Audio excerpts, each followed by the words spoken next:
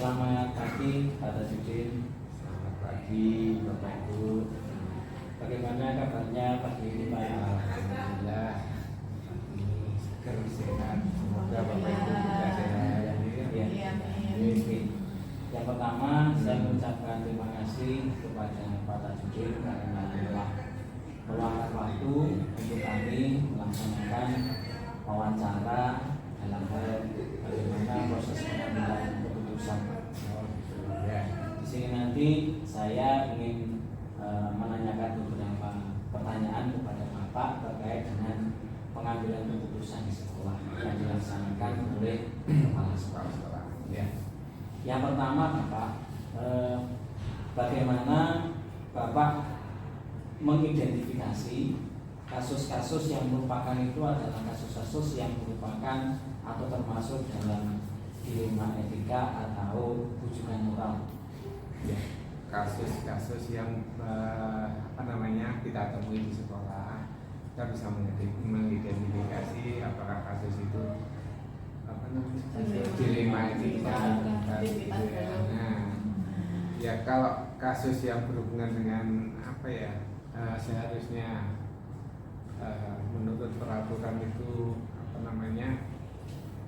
salah, tetapi ketika kita mau menerapkan harus seperti itu, kita punya rasa kasihan, punya yang disebut dengan dilema etika. Yang jelas di sekolah itu pasti ada kasus-kasus yang berhubungan dengan dilema etika. Ya, gitu. Kemudian yang kedua Pak, bagaimana Pak Tajudin menjalankan pengambilan keputusan di sekolah, terutama untuk kasus-kasus yang ada dua kepentingan yang sama-sama benar atau sama-sama mengandung nilai ya. Yang jelas kalau untuk mengambil keputusan dilema etika seperti itu, kita tidak bisa langsung memutuskan sendiri atau kepala sekolah sendiri memutuskan, tapi saya harus menggali informasi, menggali data yang valid tentang peristiwa itu atau kasus itu. Terus kita juga mengumpulkan beberapa orang, termasuk waka, termasuk bapak ibu guru, wali kelas dan sebagainya, ketika kita menemukan kasus seperti itu. Jadi kita melihat kasus itu dari sudut pandang yang bermacam-macam gitu ya. Jadi tidak hanya satu sudut pandang saja, tapi dari beberapa sudut pandang seperti itu. Okay. Kemudian prosedur seperti apa yang biasa Bapak lakukan selama ini Pak untuk pengambilan keputusan atau identifikasi permasalahan? Ya, yang jelas seperti yang sudah saya sampaikan tadi ya, kita tidak hanya saya mengalami langsung mengambil keputusan. Yang jelas contoh seperti kasusnya, kita punya kasus dilema etika yang satu anak kita yang sakit gitu ya, tetapi dia tetap kepingin sekolah. Nah, kalau dia menurut aturan, karena dia tidak memenuhi syarat untuk bisa naik kelas, tidak bisa itu. Tetapi karena kalau kita tidak menaikkan, usia sakitnya kan tidak sakit yang tidak bisa sembuh secara cepat atau bisa dikatakan sulit sembuhnya. Nah, kalau seperti itu kan ya harus kita bagaimana tidak hanya melihat peraturan saja, tetapi melihat sisi kemanusiaannya, sisi itunya gitu ya. Jadi kita yang jelas kita mengumpulkan semuanya, bapak ibu wara, kemudian wali kelas, kemudian beberapa bapak ibu guru yang mengajar di kelas itu gitu ya. Nah, kita kumpulkan, kita cari informasi, terus kita mintai pendapatnya masing-masing bapak ibu itu, nanti baru kita ambil keputusan yang sebaik-baiknya gitu. Ya. Kemudian Pak, hal-hal apa saja yang Bapak anggap efektif dalam pengambilan keputusan kasus anak sakit tadi? Ya. Yang paling efektif adalah kita kolaborasi beberapa pihak tadi gitu ya. Jadi dari situ kan ada beberapa pendapat dan yang jelas, nah kita cari yang terbaik di situ. Kemudian hal-hal apa saja yang selama ini menjadi tantangan untuk Bapak dalam menyelesaikan kasus-kasus tadi? Yang tantangan mesti ada ya, setiap permasalahan itu mesti ada yang setuju, ada yang nggak setuju, ada yang pro dan kontra. Nah, bagaimana kita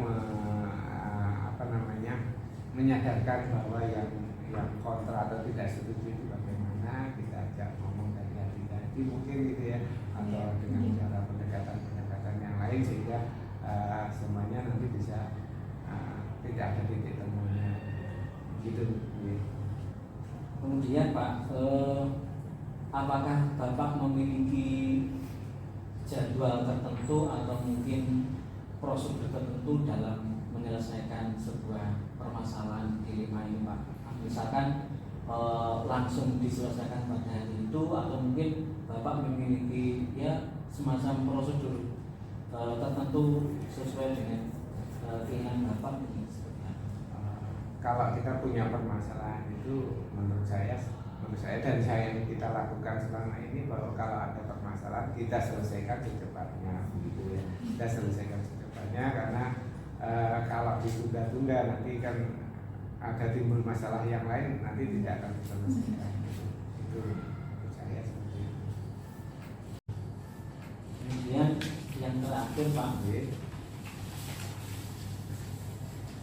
dari semua hal yang tadi Bapak sampaikan, kira-kira pembelajaran apa yang dapat Bapak petik dari selama ini pengalaman-pengalaman Bapak dalam menyelesaikan permasalahan dilema etika ini? Yang jelas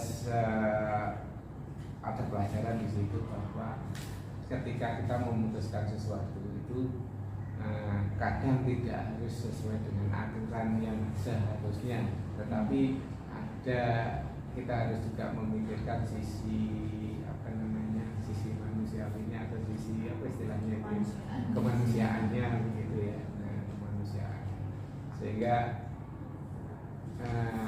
kita tidak saklek kalau aturannya gini harus gini. Tapi ya kita harus melihat dari sisi kemanusiaan juga dan menjadi pertimbangan agar keputusan yang kita ambil itu menjadi yang bisa diterima semua pihak.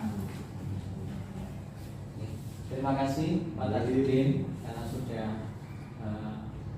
menjawab pertanyaan-pertanyaan kami. Kemudian terima kasih juga atas waktunya. Semoga ini menjadi pembelajaran bagi kami sehingga ke depan bisa belajar dari pengalaman Bapak untuk bisa mengambil keputusan secara bijak untuk kasus-kasus yang termasuk ke dalam dilema etika atau rujukan moral. Mungkin ada pesan dari Bapak?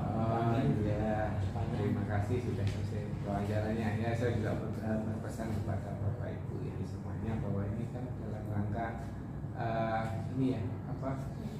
guru tugas, guru penggerak. Tetap semangat di menyelesaikan tugas-tugas selanjutnya. Ya, saya tahu guru penggerak itu tugasnya tidak ringan, tetapi kalau dikerjakan dengan penuh semangat, insya Allah nanti akan bisa selesai dengan sukses. Amin. Tetap semangat ya. Oke. Terima kasih Pak. Terima kasih Pak untuk merepotkan.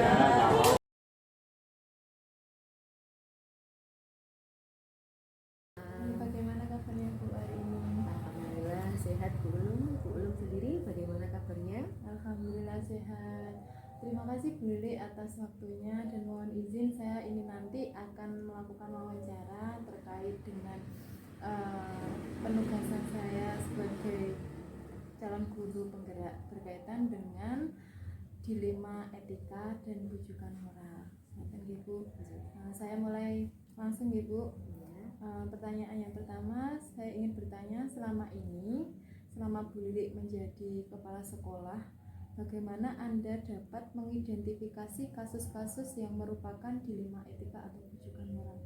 Iya, selama ini saya mengidentifikasinya dengan melihat permasalahan tersebut dulu ya, karena kalau permasalahan yang dilema etika itu kan nanti kita melihat dari benar lawan benar ya Bu Ulum ya, dan kalau untuk bujukan moral itu kan benar lawan salah. Jadi nanti saya mengidentifikasinya setelah permasalahan itu terjadi. Terus selama ini bagaimana Anda menjalankan pengambilan keputusan di sekolah Anda, terutama untuk kasus-kasus di mana ada dua kepentingan yang sama-sama benar atau sama-sama mengandung nilai kebajikan? Ya, selama ini saya mengambil keputusan jika itu untuk untuk memberi keputusan kepada permasalahan terhadap guru itu beda dengan penentuan keputusan terhadap murid. Kalau selama ini yang saya lakukan untuk memberi keputusan terhadap masalah guru itu saya maksudnya bekerja sama atau saya nanti sharing kepada teman kepala sekolah yang saya anggap itu beliau lebih daripada saya, dan jika itu untuk menyelesaikan permasalahan murid, saya nanti akan bekerja sama dengan para guru yang ada di sekolah.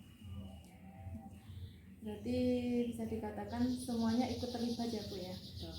Terus langkah-langkah atau prosedur seperti apa yang biasa Anda lakukan selama ini? Kalau langkah-langkah selama ini yang sudah saya lakukan yaitu tadi Bu Ulum ya, kalau terhadap masalah guru untuk memberi keputusannya nanti saya akan, ketika saya bimbang ya untuk menentukan keputusan tersebut, maka saya akan sharing dengan rekan kepala sekolah lain atau atasan saya, karena saya kan juga ada atasan ya Bu Ulum ya, karena kalau permasalahan guru nanti saya sharingnya kepada guru kan tidak mungkin ya, akhirnya nanti bisa menjatuhkan salah satu guru saya.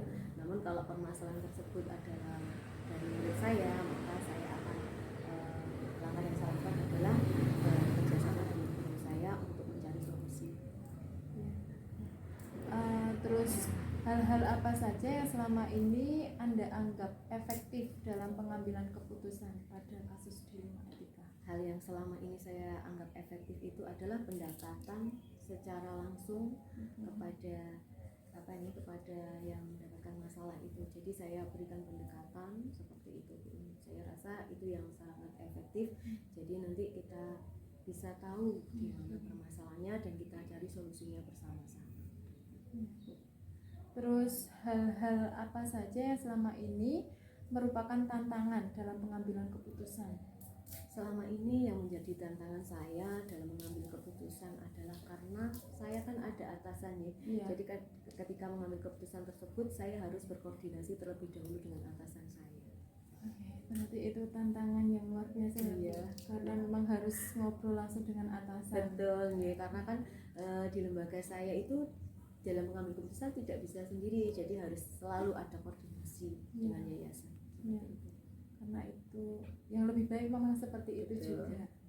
Terus apakah Anda memiliki sebuah tata cara atau jadwal tertentu dalam sebuah penyelesaian kasus dilema etika? Kita lihat dulu dari kasusnya Bu Ulum. Semisal kasusnya bisa segera saya berikan keputusan, ya nanti langsung saya berikan keputusan. Tapi kalau misalnya saya masih perlu untuk perlu menggali lagi atau perlu mempelajari lagi, maka saya akan menjadwalkan di hari berikutnya. Karena kan ketika mengambil keputusan kan kita harus benar-benar dalam kondisi yang kayak yang bersih, betul, pikirannya ya, tenang. Jadi ketika nanti keputusan yang kita berikan itu benar-benar keputusan yang baik seperti itu, akan nanti kan saya tidak menyesal di kemudian hari. Takutnya ada dampaknya. Terus ini Bu, adakah seseorang atau faktor-faktor apa yang selama ini mempermudah atau membantu Ibu dalam penyelesaian keputusan ini? Selama ini yang mempermudah saya untuk mengambil keputusan adalah atasan saya dan juga teman kepala sekolah saya yang saya rasa beliau itu saya idolakan gitu. Iya. Terus yang terakhir Bu, dari semua hal yang telah jenengan sampaikan, kira-kira pembelajaran apa yang dapat Anda petik dari pengalaman Anda dalam pengambilan keputusan? Pelajaran yang saya petik dari pengambilan keputusan ini adalah saya akan lebih berhati-hati dalam mengambil keputusan agar tidak gegabah nanti tidak memberi dampak yang negatif terhadap keputusan yang saya lakukan. Alhamdulillah Bu, terima kasih banyak atas Sama-sama, waktunya. Bu. Mohon maaf telah mengganggu juga. Sampai ketemu lagi di lain waktu ya Bu. Terima Berarti kasih Bu Uli. sama-sama. Nanti lain waktu kalau saya wawancara jenengan, semoga berkenan lagi Bu ya. Siap. Semoga Bu Ulum sukses selalu. Amin. Bu Lili juga semoga lancar semua acara kegiatannya. Terima kasih.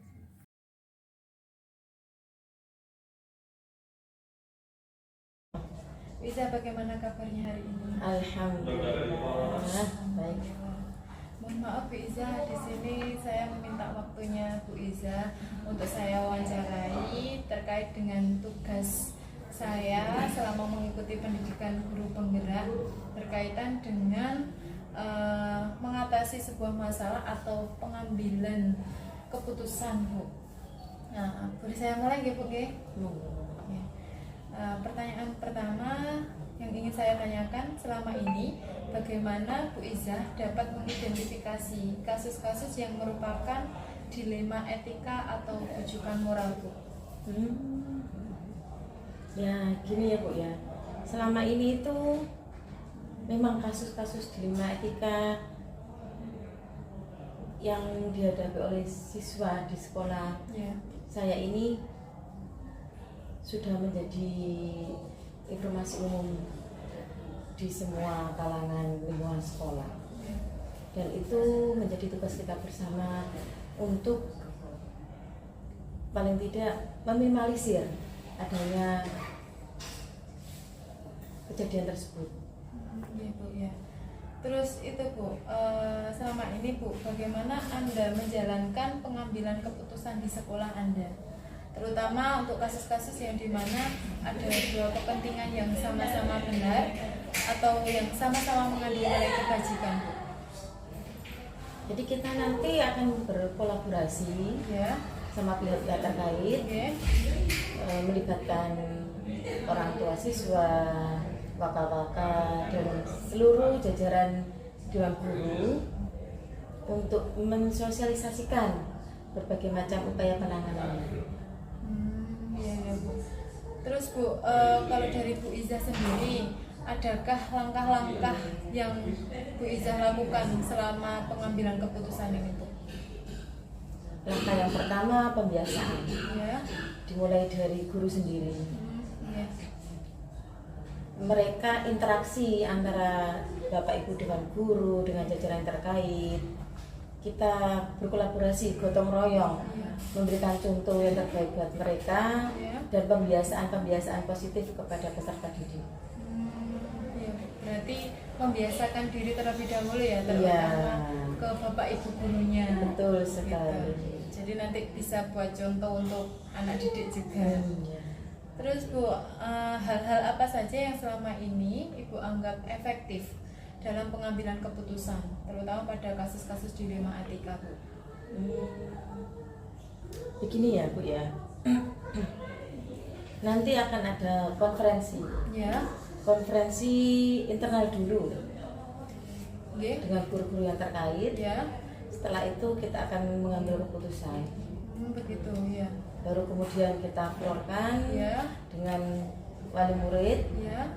Nanti akan adanya kerjasama wali murid dengan pihak sekolah, baru kemudian ke siswa-siswa. Iya. Luar biasa Bu. Berarti hal efektifnya memang berkomunikasi dengan orang intern terlebih dahulu, ngaten nggih. Terus habis itu baru nanti menghubungi atau menginformasikan kepada wali murid seperti itu nggih Bu. Ya. Terus itu tadi kan terkait dengan keefektifan gitu Bu. Nah sekarang yang saya tanyakan berkaitan dengan tantangan Bu. Kalau tantangannya bagaimana Bu? Tantangannya pasti ada, Ya. karena latar belakang yang berbeda, persepsi wali murid yang berbeda. Tidak hanya itu juga, setiap guru ataupun pihak-pihak yang terlibat itu terkadang ada persepsi yang menurut mereka tidak sesuai dengan keinginan mereka. Jadi untuk menyamakan persepsi, satu persepsi itu tidak langsung kita buta. Iya. Jadi tantangannya di situ memang harus menyamakan atau membuat satu pemikiran yang sama Iya. gitu. Iya. Terus ini Bu, yang terakhir Bu. Maaf ngapunten belum. Pertanyaan selanjutnya, apakah Ibu memiliki waktu atau jadwal tertentu dalam penyelesaian masalah terkait kasus dilema etika? Jadi ini bukan kasus yang simple. Iya. Harus ada jadwal atau waktu, iya. harus ada, karena hal seperti ini kalau dibiarkan akan sangat berakibat fatal kepada lingkungan sekolah, terlebih kepada siswa didik. Jadi harus ada penjadwalan kapan dan goalnya harus seperti apa, harus ada targetnya juga. Iya, memang betul seperti itu Bu, luar biasa. Terus Bu, adakah seseorang atau faktor apa yang selama ini mempermudah Ibu dalam pengambilan keputusan Bu? Jadi saya mengambil keputusan berdasarkan real, fakta yang ada. Jadi nanti saya simpulkan ketika ada kasus ini, saya langsung berkacanya kepada real, bukan angan-angan ataupun logika. Jadi di situ nanti ketika ada kasus A, saya harus berkaca pada real A. B berarti saya harus mempelajari real B. Seperti itu. Jadi kasus dihadapkan dengan realita yang ada, memang yang sesungguhnya ya Bu ya. Iya. Luar biasa Bu, terima kasih untuk hari ini. Tapi yang terakhir Bu, saya ingin tahu terkait dengan pembelajaran seperti apa atau pembelajaran apa yang dapat Ibu petik dari pengalaman yang Ibu alami. Jadi begini ya Bu ya, setiap lembaga, terlebih lembaga pendidikan, ini anaknya tidak satu, dengan berbagai macam latar belakang, dengan berbagai macam masalah, itu berkumpul jadi satu. Dan tugas kita di sekolah, lembaga, terlebih lembaga pendidikan, ini anaknya tidak satu, dengan berbagai macam latar belakang, dengan berbagai macam masalah, itu berkumpul jadi satu. Dan tugas kita di sekolah, terlebih pendidik, itu bagaimana caranya supaya anak-anak ini bisa menjadi pribadi yang lebih baik dengan berbagai macam karakter dan masalah yang berbeda-beda. Karena jumlah siswa tidak satu, ratusan bahkan ribuan. Ini yang harus kita tangani secara serius. Bagaimana membentuk karakter mereka, etika mereka, itu nanti akan sangat berpengaruh pada masa depan mereka. Terima kasih banyak Bu Iza, mohon maaf atas waktunya sudah saya ganggu. Luar biasa wawancara hari ini. Nanti suatu saat lagi misalnya saya ingin mewawancarai jenengan, mohon diperkenankan gitu. Monggo. Terima kasih Bu. Assalamualaikum warahmatullahi wabarakatuh. Waalaikumsalam warahmatullahi wabarakatuh.